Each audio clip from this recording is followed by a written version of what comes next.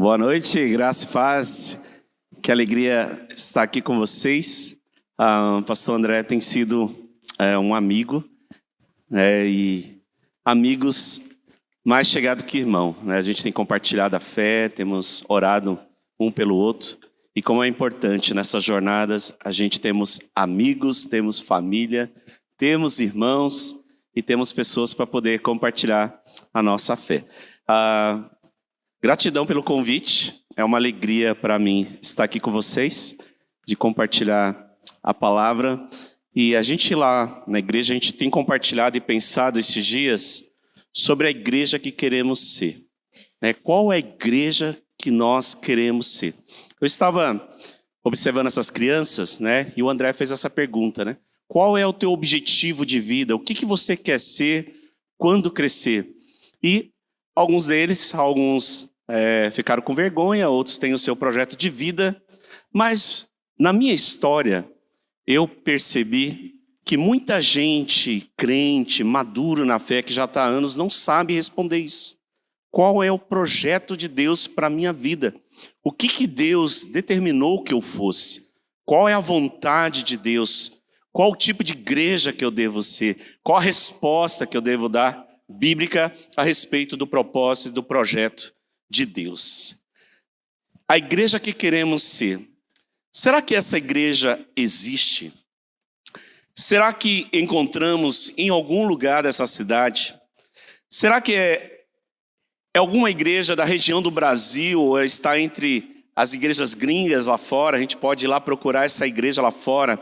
Será que essa igreja está no futuro? Está no passado, no século XIV ou XVI? Ou será que a igreja que queremos ser é aquela que eu estou procurando ou aquela que eu estou sendo? É a igreja que eu estou procurando ou a igreja que eu estou sendo? E eu gostaria de compartilhar com os irmãos no texto de Romanos 8, 26 a 29, se tiver aí a versão NVI, que é aqui eu não sei, NA, aí, obrigado, querido. Tá bom? E eu queria falar hoje sobre o propósito eterno de Deus. O que Deus planejou para a igreja e qual é o projeto de Deus para a sua igreja. Romanos 8, 26 a 29, e nós queremos hoje conversar sobre o propósito eterno de Deus. Qual é o propósito, qual a igreja que eu quero ser. Versículo 26 diz: da mesma forma, o Espírito nos ajuda em nossa fraqueza, pois não sabemos orar, pois o próprio Espírito intercede por nós com gemidos inexprimíveis. E aquele que sonda os corações conhece a intenção do Espírito, porque o Espírito intercede pelos santos de acordo com a vontade de Deus. Sabemos que Deus age em todas as coisas para o bem daqueles que amam, dos que foram chamados de acordo com o seu propósito, pois o que de antemão conheceu, também o predestinou para ser conforme a imagem do seu Filho, a fim de que ele seja o primogênito entre muitos irmãos. O livro de Romanos ele foi escrito pelo apóstolo Paulo. Paulo ele estava em Corinto, no final da sua terceira viagem missionária, quando ele escreve a carta aos Romanos. E se você vai ver o conteúdo do livro de Romanos, ele ensina sobre a soberania de Deus na salvação. Deus, ele tem um plano soberano. Deus, ele está atuando de forma soberana na salvação dos seus. E do capítulo 1 ao capítulo 11, Paulo ensina que não havia esperança. Não havia esperança para ninguém. Todos estavam debaixo do pecado, quer judeu, quer gregos, quer judeu ou não judeu, Nós éramos considerados gentios, todos nós estávamos separados da glória de Deus. Mas Deus, em Romanos 5, versículo 8, diz que prova o seu amor por nós, em que Cristo morreu na cruz, sendo nós ainda pecadores. Mesmo sendo pecadores, Cristo deu a vida por nós, para a sua redenção. Romanos 5, versículo 12, Paulo diz que o pecado entrou no mundo por um homem, mas também Paulo diz que o pecado saiu por um homem.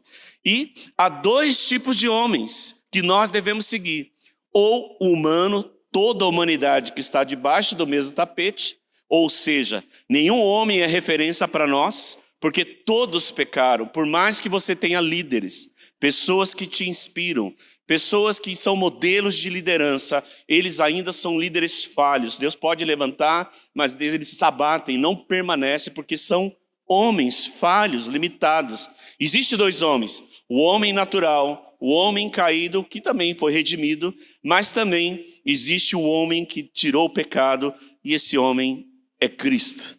E esse que nós devemos seguir. Deus, ele tem um propósito eterno, então, para a sua igreja.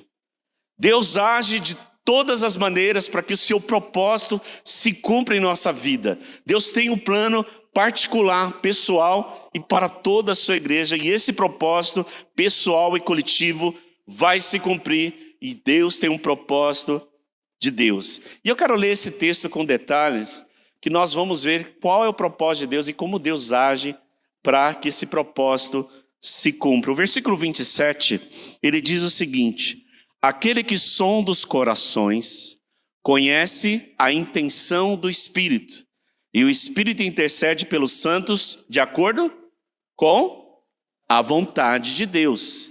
Então, o desejo do Espírito, a intenção do Espírito Santo, ele tem a intenção em conformidade com a vontade de Deus. O Espírito de Deus, ele age conforme a vontade do Pai.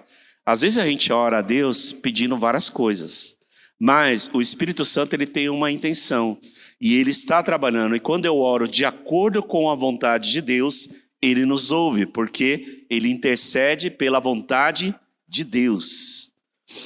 E qual é a vontade de Deus? Versículo 28 diz que Deus age em todas as coisas para o bem daqueles que amam a Deus, daqueles que foram chamados segundo o seu propósito. Então o texto também vai dizer que Deus age em todas as circunstâncias, em todas as situações, para que seu propósito se cumpra. E qual é o propósito de Deus? Está no versículo 29, que diz o seguinte: pois aqueles que de antemão conheceu, também o predestinou para serem conforme a imagem do seu Filho. Ou seja, Deus de antemão, antes da fundação do mundo, ele predestinou ou elegeu para que nós fôssemos conforme a imagem do seu Filho. Então o propósito eterno de Deus, simples assim, é que nós sejamos semelhantes a Jesus. Se há um propósito de vida, algo que eu devo orar, algo que eu devo clamar todos os dias, é ser semelhante a Cristo.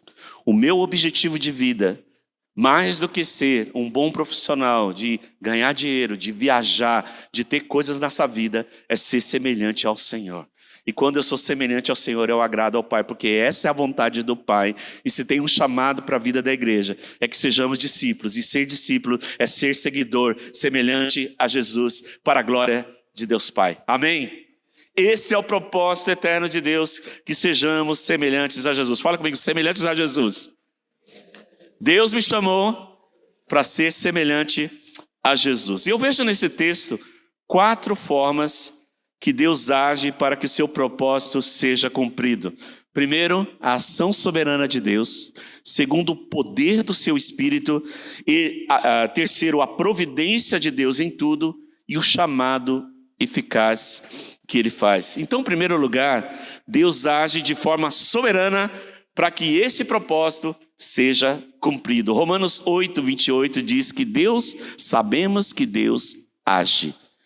Deus está agindo em todo tempo. Deus está agindo eternamente. Deus age de forma soberana para que o fim de que ele deseja. Nada acontece como acidente ou por acaso, desconectado da vontade de Deus. Deus é assertivo em tudo que ele faz. Ele não erra, seu propósito será cumprido, nada pode impedir o propósito de Deus. Isaías 46, versículo 10, se puder colocar Isaías 46, versículo 10. Olha esse texto que maravilhoso. Deus, desde o início, faz conhecido o fim, desde os tempos remotos, o que ainda virá. Digo, o meu propósito permanecerá em pé e farei tudo o que me agrada. Então o propósito de Deus será cumprido. Deus fará o que lhe agrada. Ele fará qual é a vontade de Deus. Se você for chamado, Deus cumprirá esse propósito em sua vida, amados. Amém?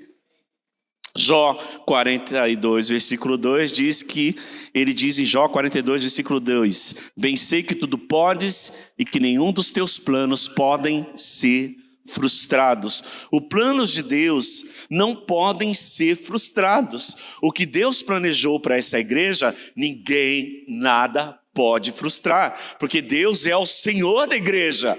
Deus estabeleceu a igreja veio pela vontade de Deus. Nós somos o povo de Deus, os escolhidos de Deus, e nada pode frustrar os planos de Deus. Ninguém pode impedir o agir de Deus, pois agindo Deus, quem impedirá? Ninguém. Isaías 55, versículo 8, o profeta Isaías, ele diz o seguinte: porque os meus planos são mais altos que os seus, e os meus caminhos mais altos do que os nossos. Os planos de Deus são mais altos, mais elevados. Muitas vezes eles estão desconectados do nosso coração, porque muitas vezes os nossos planos são por influência externa e não eterna. Vem dos homens e não do alto. Por isso nós devemos clamar. A vontade de Deus é que sejamos semelhantes a Jesus. Segundo lugar, para que o propósito de Deus seja cumprido, Deus age pelo poder do seu Espírito Santo. O versículo 26 e 27 diz o seguinte: da mesma forma, o Espírito nos ajuda em nossa fraqueza, porque não sabemos orar o que convém, mas o próprio Espírito intercede por nós com gemidos inexprimíveis. E aquele que sonda os corações conhece a intenção do Espírito, porque o Espírito intercede pelos santos de acordo com a vontade de Deus. É o Espírito Santo que faz essa obra em nós. É o Espírito Santo que nos transforma conforme a imagem de Jesus. É Ele que nos molda. É o Espírito Santo que nos ajuda em nossas fraquezas, porque somos fracos, temos tantas lacunas na nossa alma, nos nossos pensamentos, mas é Ele que nos ajuda em nossas fraquezas. É o Espírito que nos convence dos nossos pecados. É Ele que revela quem é Jesus e me apresenta quem é o Filho. É Ele que me revelou o Filho. Eu conheço o Filho e eu sei que eu sou seguidor de Jesus por causa do Espírito Santo. É Ele que nos fez nascer de novo. Você foi regenerado pelo Espírito. Os seus olhos foram abertos. Você nasceu de novo por causa do Espírito Santo e o poder de Deus, que nos mostra a vontade do Pai, que nos ensina todas as coisas. É o Espírito Santo que nos guia na vontade de Deus. Na vontade de Deus, tendo Jesus como centro, inspiração e o exemplo a ser seguido. Essa é a intenção do Espírito de Deus. E qual é a intenção do Espírito? Que sejamos semelhantes a Jesus. Amém? Que sejamos semelhantes a Jesus. A terceira forma que Deus usa é a sua providência, para que o seu plano seja cumprido. E o Paulo, ele diz o seguinte: nós sabemos, e essa palavra é muito forte, nós sabemos, e é muito importante você saber disso. A providência de Deus, ele diz, sabemos que Deus age em todas as coisas para o bem. Nada vai faltar para que o plano de Deus seja cumprido nas nossas vidas. Nada vai faltar para que a gente seja conforme a imagem do Filho. Deus age em todas as coisas. E no original, todas as coisas é todas as coisas. Não vai faltar nada, Igreja Cultura Cristã. Nada para que vocês sejam conforme a imagem de Jesus. Não vai faltar nada. A palavra providência significa quando um executivo, né, nós temos um executivo, eu conheço. E o que o executivo faz? Ele faz um planejamento minuciosamente para que um propósito ou um projeto seja cumprido. É como um arquiteto, né? Ele desenha toda a casa, todo o fundamento, tudo bem planejado, e ele providencia tudo para que esse propósito seja cumprido. Da mesma forma, Deus, ele tem uma intenção, e ele age em todas as coisas para que esse propósito seja cumprido. E providência significa que Deus age de forma soberana em todas as circunstâncias para que o seu propósito seja cumprido. Não vai faltar nada, então. nada para que esse propósito seja cumprido. Não vai faltar circunstâncias favoráveis ou desfavoráveis. Amém? Né? Tem desfavoráveis, tem aquelas que agradam, tem aquelas que não agradam a nossa vida. Não vai faltar crises, porque crise interna, toda crise ela gera em nós transformação, mudança de mentalidade, revisão de vida. Eu vou ver aonde eu errei, aonde eu devo acertar. Não vai faltar situações de limite, sejam ele financeiros, sejam ele em crises, o que eu vou decidir eu não sei, mas Deus ele age para aprimorar a nossa fé, para que a gente confie no Senhor, de que Deus é soberano, está no controle de todas as coisas. Não vai faltar acertos e erros no caminho, pois os erros, tanto acertos como os erros, são instruções para nos trazer sabedoria. Fracassar não é errar, querido, nós vamos errar. Fracassar é desistir. Se você errou, levanta e continua, porque o propósito de Deus continua em nossas vidas. Não vai faltar a provisão de cada dia para a fidelidade de Deus, porque Deus é fiel no ordinário e no extraordinário. Por mais que chegue no limite, Deus sempre age com sua providência. Ele nunca vai deixar a igreja na mão. Ele sempre vai sustentar o seu povo. E eu queria falar para vocês que em 2020, na pandemia, eu sei que foi difícil para todo mundo, não é verdade? Todo mundo aqui passou momentos muito difíceis. Mas eu lembro de uma das minhas situações de ministério pastoral. Uma igreja é uma responsabilidade enorme, como aqui também, né? A gente tem responsabilidade, tem pessoas que dependem de trabalho, enfim. E houve uma situação, quando deu aquele blackout, 3 meses fechado, a gente também tinha empresa, trabalhava, e foi um desespero tanto lá no salão de beleza, que eu sou cabeleireiro, tá, gente? Que não conhece, trabalhei. Na verdade, por profissão, eu sou cabeleireiro ainda, né? Tenho quantos anos, amor? 36 anos de profissão, tá, gente? É que eu tô no formal, tá, gente? Parece novinho, assim, parece 25, né? Eu já tenho 49 anos. Deixa eu passar. Mas eu lembro que na situação da pandemia, eu fiquei muito aflito. A gente na época tinha 3 pastores, nós sentamos e aí a gente fez as contas. Olha, nós temos aluguel, nós temos o nosso salário. Até os pastores falaram, cara, se nós recebemos a igreja, ela continua, a gente vai se virar. Eu trabalhava, alguma coisa a gente vai acontecer.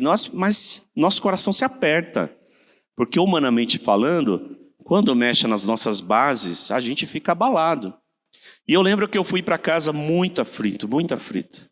E ali estava aflito e aquele peso no meu coração. E aí eu fui orar ao Senhor.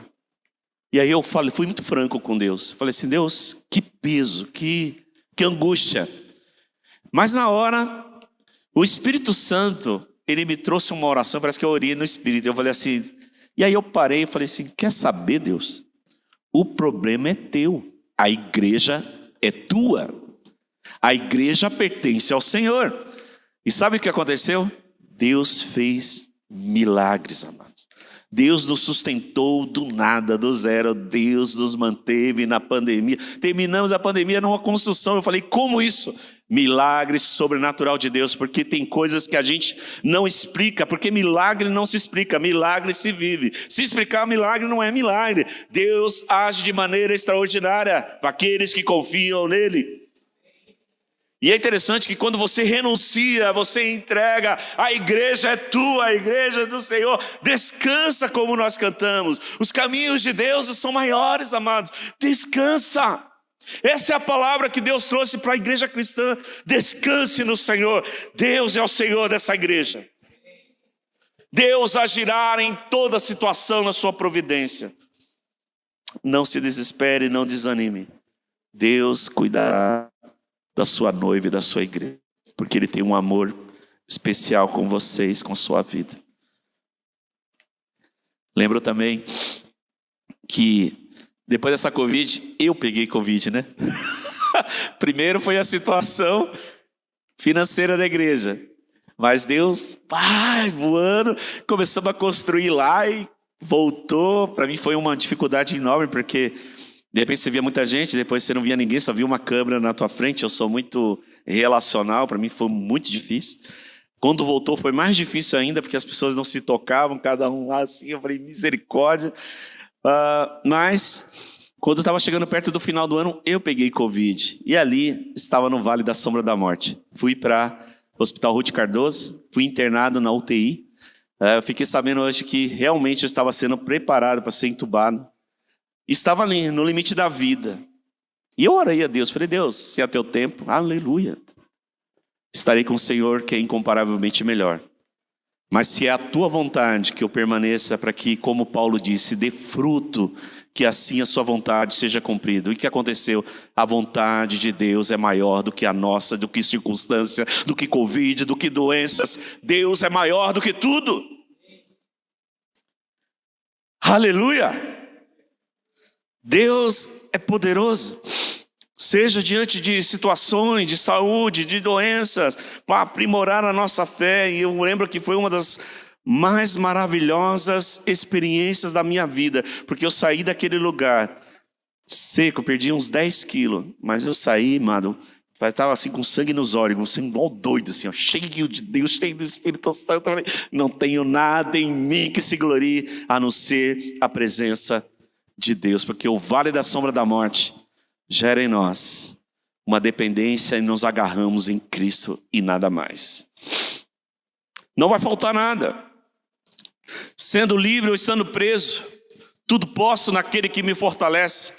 Deus não nos livrará das situações, mas passará conosco nas situações. Na providência de Deus, também Deus usará pessoas para que cumpra o seu objetivo, seja cumprido. Ele usará relacionamentos saudáveis, usará conflitos, e os conflitos, eles são oportunidades para o nosso crescimento espiritual. Conflitos são processos para mexer em nossas mazelas interiores. Deus usa pessoas difíceis, não vai faltar gente difícil no nosso meio. Ele faz com que você tenha paciência, perseverança, domínio próprio, ação de graça, resiliência, perdão, compaixão, correção, exortação e amor, dar a outra face, caminhar a segunda milha.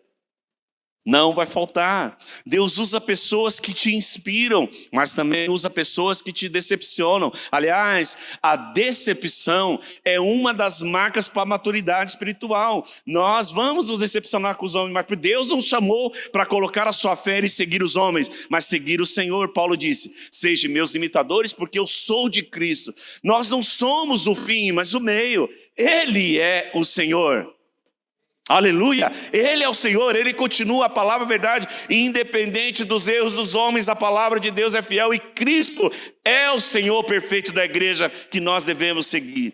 Deus usa pessoas amadas, amáveis e pessoas difíceis de amar, pessoas simpáticas e pessoas chatas e irritantes, pessoas saudáveis e doentes emocionalmente. Ele também usa pessoas de longe e de perto, Ele usa pessoas presentes e até aqueles que vão te abandonar no meio do caminho. Mas Paulo diz em 2 Timóteo capítulo 6, mas o Senhor permaneceu ao meu lado, todos o abandonaram na prisão, mas Deus permaneceu ao seu lado e o livrou de todos os seus temores. Deus nunca nos abandona, seja como for. A coisa mais importante de nós entender é que o apóstolo Paulo, ele começa com esse verbo, sabemos. E por que é importante saber? Porque se você sabe que Deus está no trono, que Deus é soberano, isso faz com que você olhe a circunstância por cima. Isso faz com que você ande por fé, não por sentimento e não por vista. Isso faz que a gente não fique vítima das situações, mas confie naquele que é o dono da nossa vida, daquele que nos chamou, daquele que nos comprou, daquele que é Senhor da sua igreja. Então é importante saber que Deus, Ele coopera para o quê? O bem. O mal se transforma em bem. Tudo coopera para o bem. Tanto as coisas boas como as coisas ruins. Tudo coopera para o bem daqueles que amam a Deus. Quantos aqui amam a Deus? Quantos aqui amam o Senhor? Sabe por que você ama o Senhor? E esse é o último do meu ponto. Quarto lugar, nada disso seria possível se não fôssemos chamados por Deus. Sabe por que você ama Deus? Porque Ele te amou primeiro. Se Deus não te chamasse, você não o amaria. Você o ama, você o conhece, você o admira, você o segue, porque Ele te chamou, Ele falou, eu vos escolhi, não foi vós, eu vos escolhi e vos chamei para que deis fruto, e o vosso fruto que permaneça, que vá a todo mundo e proclame o Evangelho a todas as criaturas.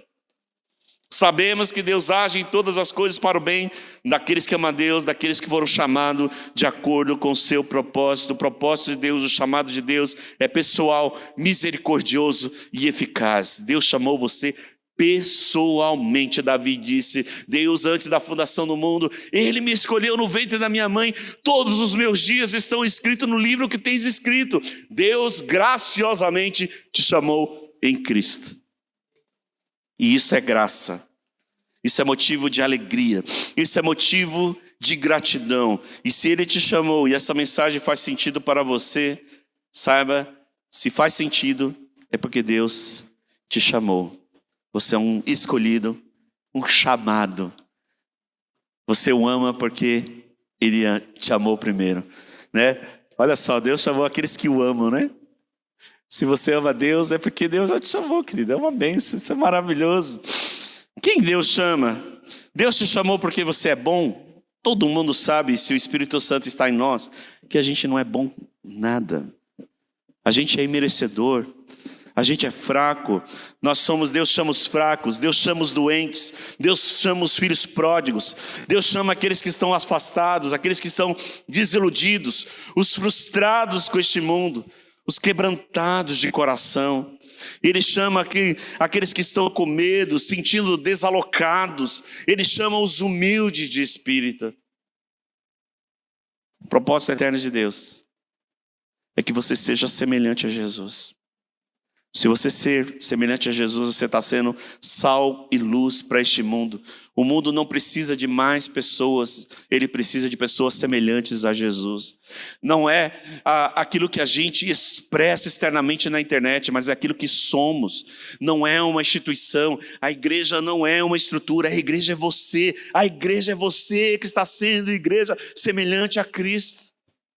Sendo sal, sendo luz, tendo relacionamentos saudáveis, relacionamento com as pessoas. A maior forma de ganhar pessoas para Cristo é por meio dos relacionamentos. Aproveite os que você tem, construa pontes de relacionamento e fale de Jesus ao mundo. Há muitas pessoas nessa cidade que a igreja Cultura Cristã vai ganhar para Cristo. Não é outra igreja, é essa igreja que Deus vai usar. Deus vai usar você. O propósito para essa igreja que Deus tem para usar para pessoas nessa cidade. E o apelo que eu faço, primeiro, se essa mensagem faz sentido para você e ela está queimando em seu coração, se você ainda não conhece a Cristo, saiba que Deus está chamando você. Se você o ama, Deus está chamando, e Ele disse, quem quiser vir após mim, negue-se a si mesmo, toma sua cruz e siga-me. Deus está te chamando para ser um seguidor. E esse chamado de ser semelhante a Jesus, primeiramente, ele deve ser uma resposta pessoal. Não é para o outro.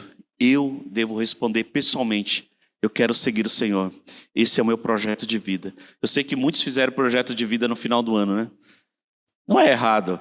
Mas o projeto de vida, de fato, é semelhante ao Senhor. Às vezes a gente tem que rasgar o projeto de vida e falar assim, Deus, escreve o meu projeto. Na verdade, está escrito o projeto de Deus para você ser semelhante a Jesus. Esse é o maior projeto de vida. E é uma resposta pessoal, primeiramente, mas também deve ser um anseio de toda a comunidade. Toda a comunidade deve ansiar por isso.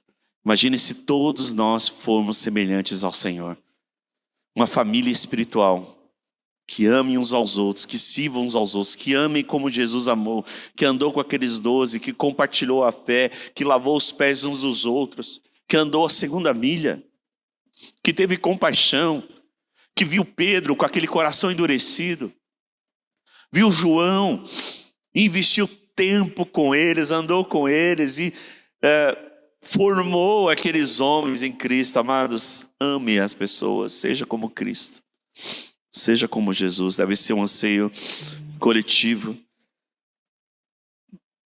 E eu queria trazer uma palavra para a igreja. Se o caminho é estreito, como nós cantamos aquela música, você vai repetir aquela terceira música, tá? Eu quero repetir ela. Que música linda, cara. Como? Cristo venceu. Nós vamos cantar essa. E a palavra para a igreja é coragem. Prossiga, queridos. Deus está com vocês. O caminho é estreito. Às vezes a gente tem limitações, mas não desista. Lembra que tudo coopera para o bem daqueles que amam a Deus.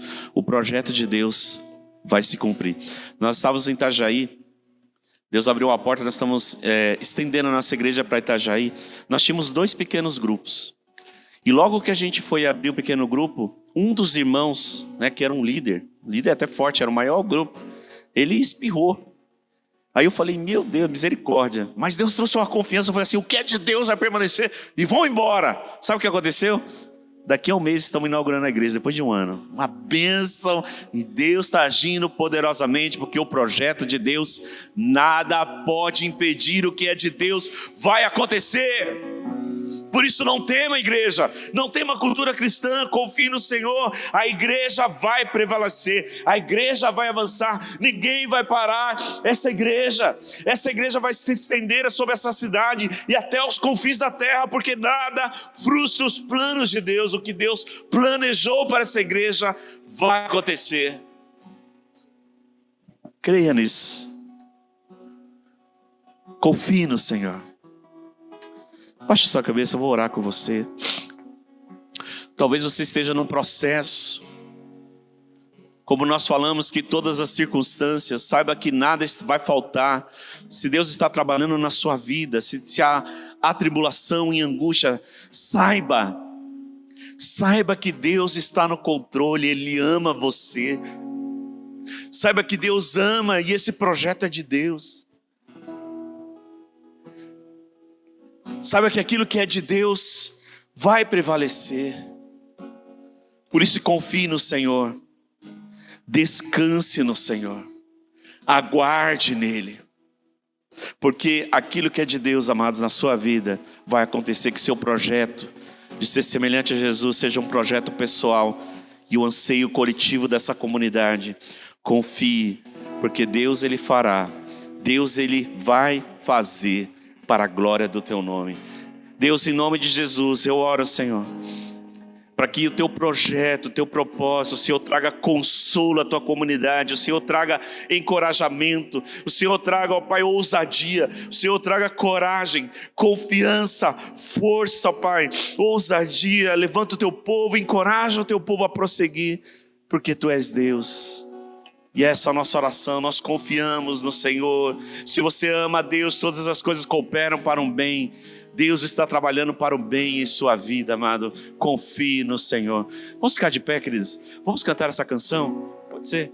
Eu queria que você listasse essa canção. Vamos cantar junto?